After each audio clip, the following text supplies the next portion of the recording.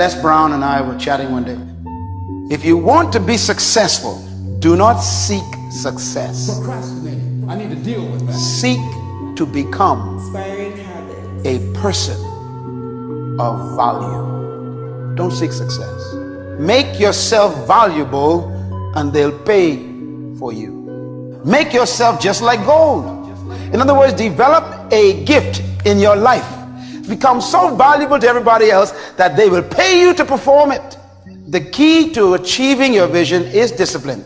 And this scripture found in Proverbs 29, it says, where there is no vision, the people perish. Blessed is the man who keeps the law. Where there is no vision, people throw off restraint. That's what that word perish means. Deciding to keep your word. If you just decide, I'm going to keep my word. If I say something, I'm going to do it regardless. Being more considerate, more trusting, more disciplined, being less fearful, being more adventurous. Find something that you can look at your life that you say, hey, I know I've got a problem in this area, being late. I need to take care of that. Procrastinating, I need to deal with that. Not taking care of business, being seriously not serious. Creating an imbalance in my life where I'm spending more time looking at television or having social fun and not spending enough time working on me. See, most people, ladies and gentlemen, spend more time working on their jobs than they spend working on themselves. So the key to your life is finding a vision that imposes discipline on you. In essence, vision is the source of discipline. Discipline is the root of leadership. It actually is the very nature that attracts people to you. A disciplined person naturally begins to attract people because people admire discipline in other people. That's why we go to see athletes perform. We really admire their discipline that they put themselves through. If you do the same thing as a person, people will then begin to believe what you say. As you begin to look at your emotional, your spiritual and intellectual development, how many books did you read? How many seminars did you attend? How many classes that you take to begin to develop yourself professionally, to improve your craft or your skill? How many new things that you learn? What are the things about your past that has influenced you right now? What's your philosophy of life? What are your beliefs, things that you feel very strongly about? What are some of the things that you have picked up along the way that you've been doing them for so long you think that they're you, that you need to begin to re-examine them and perhaps get them out of your life? See, a lot of things we do unconsciously because we picked it up somewhere in life. Your very life of discipline creates trust. People trust a person who they perceive to be disciplined. This is why athletes also are used to promote and advertise and market products. People, they are selling the discipline of that athlete. We think that if we wear Nike shoes, we will jump like Mike. So you are buying the discipline that he has in his life that produced the kind of professional athleticism that he is known for. And so you are really impacted by the discipline. The same thing is true about you. If you remain consistent and disciplined in your life, you'll find people will come just to watch you, and they'll want to actually pay to watch you. They bring their offerings and their tithes to watch you do what you do. It's incredible. So discipline is powerful, and according to the Bible, discipline comes from vision. A man or woman without a clear vision for their lives lives a very loose life, but a man with a vision, they live a very narrow life. Very important. When a man or woman has a vision, their life becomes very, very tight. Why? Because vision simplifies life. What are the things that you need to let go? Some things that have cost you pain, that's stifling your growth and development. What are those things? Take a brave look at your life. Look at your life right now where it is. So let me ask you some questions. As you begin to look out on the future, look out on this year, let's take personal inventory. What has brought you here? Did you achieve the goals that you set out to achieve? What part of your life or what things did you do that you don't want to be a part of your life? Are there any people, as you begin to look at your life and look at where you want to go and what you want to do, are there any people that might be some dead weight that you need to think about unloading, because what you have found through that relationship, that it's more toxic than it is nourishing, it's more debilitating than it is empowering. And so now you've got to make a decision. See, many of us won't be able to move forward because we're not taking true inventory of our lives. When you capture a vision, it simplifies everything, because vision controls all of your choices after that. Once you know where you're going, you also automatically know what roads won't take you there. If you know what to do, you automatically know what you shouldn't do. Vision defines your what to do in life, because vision gives you your address. It shows you your destination, where we get our word destiny from. Your destiny dictates your decisions. So life becomes simple. If someone offers you something and it doesn't collaborate in its unity with your vision, it's easy to say no. See, but without a vision, it's tough for you to refuse things. You were not born to do everything. We somehow have this attitude that we have a lot of things to do in life. I disagree. I used to think so myself. You don't have a lot to do in life. Isn't that wonderful? When you study people who have been successful in their lives and eventually became influential, I mean, all these people, you think their lives, they're very simple people. There's a term that is normally associated with them. This one thing I do. See, you got to get to the point where you're only living for one thing, and life becomes simple. Your gifts will take you places that you'll never begin to imagine. So I used to be the jack of all trades and master of none. Used to do a lot of things. One year I decided to do one thing well. I looked at all of my talents and I decided the strongest one, my ability as a speaker, that's the one I'm going to focus on. Only when I decided to focus did I begin to reap the rewards of my talent. And then after you do that, you can begin to expand and use the other talents that you have. People who discovered vision, they live longer. They live healthier. There's no stress. Stress comes from not knowing what to do. Jesus said something to Martha that changed my life. Martha is like most of us. We live on assumptions. Martha had a visitation from God. He came to visit her house. She assumed he was hungry. See, that's the problem. We think we know what God wants us to do. Vision is from God. You got to report to him, submit to him, and stay still until you are clear of the revelation. Because without that revelation, there is no self-discipline. So as you look at your life, you're saying, I'm not getting what I want. As you begin to look toward the future, begin to know that whatever it takes for you to create that, you've got that in you. You've got that. You've got genius in you. You've got goodness in you. You've got creativeness in you. If you decide to take the initiative to change the current quality of your life, I say to you that you will find that the universe is on your side. Now I want you to think about 5 things that if you had the courage to do them, it will give you a feeling of satisfaction and self-respect. Think of 5 things that if you had the courage to do those things, you would feel a tremendous feeling of satisfaction within. Martha ended up cooking for God and he wasn't hungry.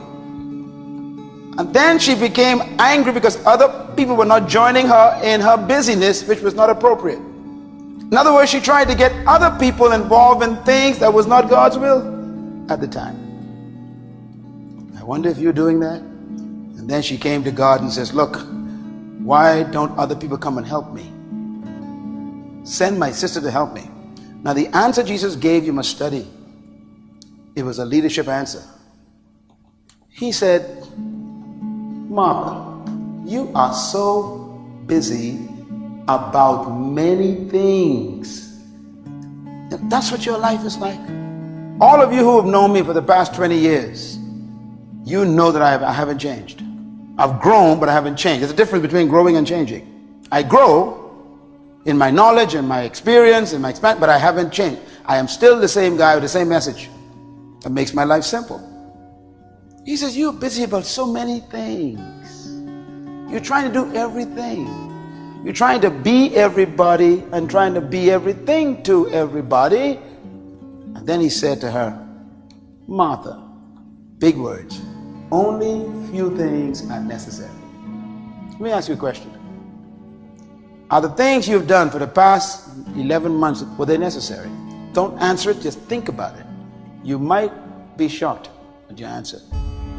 As you begin to look at yourself and look at where you want to go with your life, it's very important for you to ask yourself a question as you look at various areas of your life. Is what you are doing right now, is it giving you what you want? If it's not giving you what you want, it's going to take courage to decide to do something differently. It takes courage to enjoy yourself. What are some of the self-defeating behaviors that we become involved in that prevent most people from enjoying themselves? Some people develop the "what's the use" attitude. Why bother? Some people have the "I really don't care." And they convince themselves that they don't care and they don't feel anything. And after a while, they really don't feel anything. Their lives are empty. The question then is, what is necessary?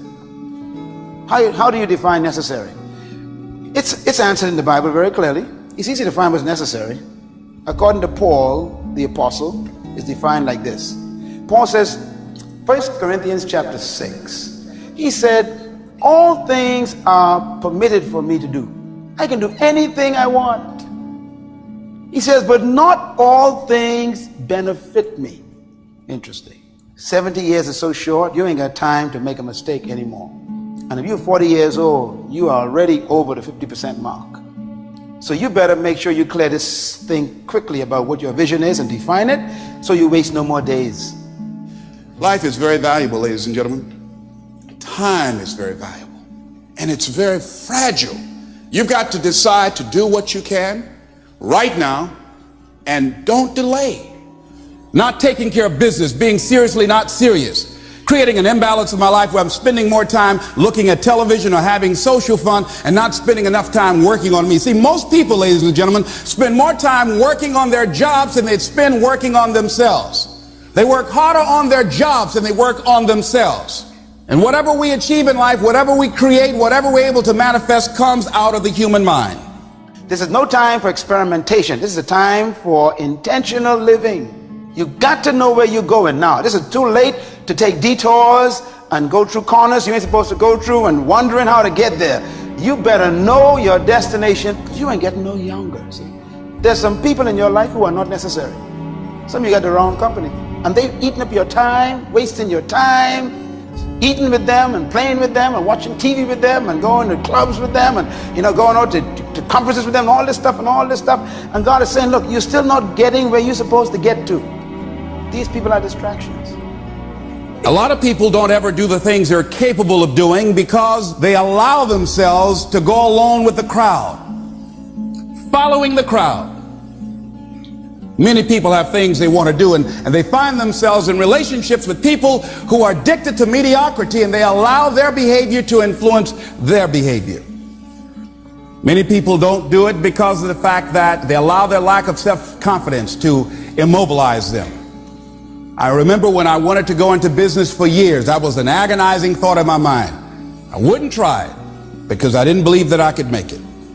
Some people say, well, it's really not worth the hassle. Just too hard. It doesn't bother me anymore. The fact that I'm not living out my dream, the fact that I'm capable of doing more and I'm not doing it, the fact that I'm content but I'm not fulfilled, the fact that I'm not living my dream. Some of the books you have been buying are not necessary. Romance novels, magazines, fashion. I mean, they don't get you to your dream. You see, when you have a vision, it simplifies life. You can walk up to a bookstore shelf and know exactly what books not to buy. See, vision dictates everything. The statement here, I'm sure you know it well, right? Jack of all trades, master of none. Everything that you do is supposed to be motivated by your vision. Everything. Vision is supposed to be the source of your human motivation. It simplifies your life. Do you know why most people are actually poor? I know why they're poor. Poverty is not a problem, it's a result. Most people are poor because no one knows who they are. What do we mean by that? Vision helps you identify yourself before the people in the world. And because they know who you are, they know what to come to you for. Make yourself a person of value. If someone had to think about something that reminded them of you, what would it be? That's a serious question. Because if they never think about you, that means you have never made yourself valuable. You have become a jack of too many trades, so you master nothing. What is it that you've picked up somewhere in life that might be a liability to you? What fear, what beliefs that you're holding on to tenaciously that's no longer allowing your life to work? It's not enabling you to produce the results that you want to produce in your life, and you're still clinging to them. There's some old behaviors that just won't fit. What are the events? What are the circumstances? What are the people that have shaped you? Just thinking. What are the things that you need to let go? Some things that have cost you pain, that's stifling your growth and development. What are those things? What do they think about when they call your name? Your problem is they don't think about you at all. Become so good in an area that they can't ignore you. The world is filled with general people. You come to this conference to cease being general. You're not in the general group anymore. You got to go home and decide, for the next 20 years, I'm going to carve out a niche for myself that they're going to have to find me and can't ignore me. He goes on to say, the courage of one's convictions, the courage to do what one thinks is right. What are the benefits of your acting courageously? Whatever it is that you've identified, write the benefits down and then focus on them. Focus on the benefits, not on the liabilities, not on your fears. Focus on the benefits. That which you hold in consciousness tends to manifest itself. Think about how good you feel. Think about the level of increased self-respect, the sense of self-worth that you'll feel. How good you'll feel getting up in the morning, looking yourself in the mirror, because you're taking life on. Vision is what gives you this unique discovery about what you're supposed to master. Sight is the ability to see things as they are, but vision is the capacity to see things as they could be. All true visions will be tested for authenticity. If your vision is truly from God, life will test it to prove that it's authentic. So get used to the idea of challenges if your vision is real. It doesn't come to stop your vision, it came to test it, to prove it that it's true, if it's real. If a vision is terminated by trials, it was probably not authentic. Sometimes your vision may take you to prison, but you got to go there with it and come out with it. Looking at the word courage, Webster says the attitude of facing and dealing with anything recognized as dangerous, difficult, or painful, instead of withdrawing from it. As you begin to look at where you want to go and take personal inventory, it's going to be very uncomfortable. That's why most people don't do it. It's very painful to admit your shortcomings, to admit your weaknesses. It's very painful to do that. It's much easier to withdraw from that and just ignore it. He goes on to say the courage of one's convictions, the courage to do what one thinks is right. As you begin to look at yourself and look at where you want to go with your life, it's very important for you to ask yourself a question as you look at various areas of your life.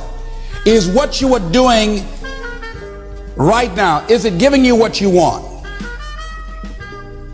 Whatever you're supposed to do is not supposed to be erased. That's why I am convinced you were not created just to make a living and pay bills. You were created to give life and make a difference with your gift somewhere. That's why you came to this place. Here are some things that vision will do when you discover it. Vision will choose your future. Vision will choose your friends. Vision will choose your library.